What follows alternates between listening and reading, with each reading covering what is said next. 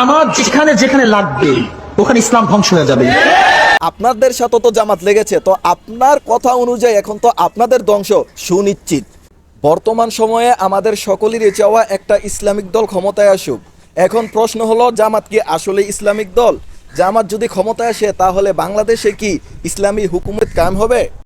যদি কোনো দেশ যদি কমিউনিস্টরা দখল করে নেয়, সেখানেও একদিন ইসলাম আসতে পারে। কিন্তু আল্লাহ না করুক, কোনো দেশ যদি জামাত দখল করে ফেলে, কিয়ামতের রাত পর্যন্ত আর কোনো দেশে ইসলাম আসবে না। জামাত ইসলাম ক্ষমতায় আসলে যদি আমরা মুসলমানরা ক্ষতিগ্রস্ত হই, তাহলে জামাত ইসলামকে ক্ষমতায় এনে আমাদের লাভ কি? এটা একটা সুন্দর প্রশ্ন, আপনার আসলে খুব টেকনিক্যাল প্রশ্ন। আপনার কাছে দ্বিতীয় প্রশ্ন, শিবির কারা? শিবির বলতে আপনি কি বুঝেন? কেন তিন জিনিসের নাম শিবির। কয় জিনিসের নাম শিবির? বেয়াদ্দব, বেয়ামল, উচ্ছৃঙ্খল। বেয়াদ্দব, বেয়ামল, উচ্ছৃঙ্খল, এই তিন জিনিসের সমন্বয় শিবির হয়। আমরা কি কখনো ইসলামিক দিক স্বার্থে চরমনাইর পীরকে জামাতের সাথে ঐক্য হতে বা একজোট হতে দেখতে পারবো? তো জামাত বর্তমান যে আদর্শের উপরে আছে, যে নীতির উপরে আছে, এই নীতি ও আদর্শ উপরে যদি থাকে, গোটা দুনিয়া সবাই ঐক্য করতে পারে, কিন্তু চরমনাইওয়ালার কোনো ঐক্য করবে না। A few moments later.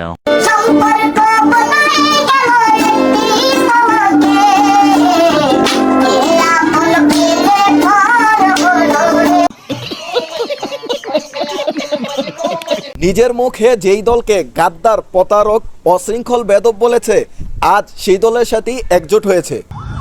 এটা হাস্যকর, হাস্যকর, এই দেশের জনগণের জন্য হাস্যকর। আসুন এবার দেখে নি 5ই আগস্টের পরে জামাতের সাথে একজোট হওয়ার পরে চরমনাইর পীরের বক্তব্য কি।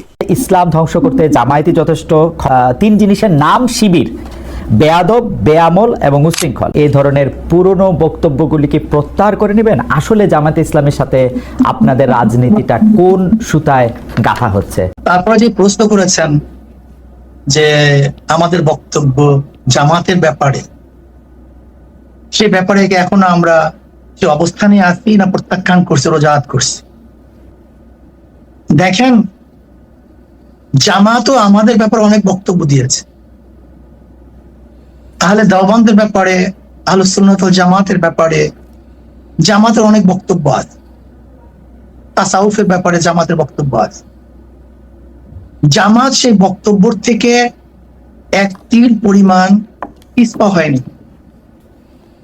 আর আমরাও বিগত দিনে যে বক্তব্য দিয়েছি এবং আমাদের মুরব্বীরা যে বক্তব্য দিয়েছেন, তার থেকে আমরা এক চুল পরিমাণ এখন পর্যন্ত আপনার সাথে কথা বলা পর্যন্ত পিছপা হয়নি। জামাতের সাথে একজোট হওয়ার পরে টকশোর মধ্যে তিনি বিষয়টি স্পষ্ট করে দিয়েছে। জামাতের বিপক্ষে যতগুলো কথা বলছে, জামাতের বিপক্ষে যেই বক্তব্য দিয়েছে, তার বক্তব্যের উপর তিনি অটল অবিচল।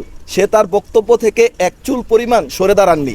এখন প্রশ্ন হলো, আপনি আপনার নিজের মুখে বলেছেন জামাত যেখানে যেখানে লেগেছে তারা ধ্বংস হয়ে গেছে। আমার যেখানে যেখানে লাগবে ওখানে ইসলাম ধ্বংস হয়ে যাবে। ইসলাম কখনো ধ্বংস হবে না। ইসলাম ছিল, আছে, থাকবে, কিন্তু সাময়িক ক্ষতিগ্রস্ত হব আমরা মুসলমানরা। জামাত লাগছে আলিয়া মাদ্রাসার মধ্যে, আলিয়া।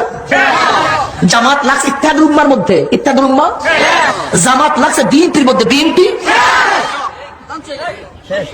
এই জামাতের প্রয়োজন যেখানে লাগবে সে ধ্বংস হয়ে যাবে।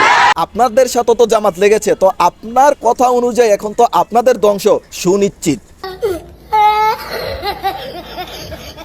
আপনাদের এই বক্তব্যগুলো নিয়ে মানুষ প্রশ্ন করলে আপনাদের মুরিদরা বা আপনাদের ভক্তরা কমেন্ট বক্সে এসে গালাগালির ঝড় তুলে দেয়। অযথা মানুষকে গালাগালি করবেন না। যদি এর যৌক্তিক কোনো উত্তর আপনাদের কাছে থাকে তাহলে কমেন্ট বক্সে দিয়ে যাবেন। হয়তো আপনার এই বক্তব্যগুলো প্রত্যাহার করুন, নয়তো এর সঠিক ব্যাখ্যা জনগণের কাছে তুলে ধরুন।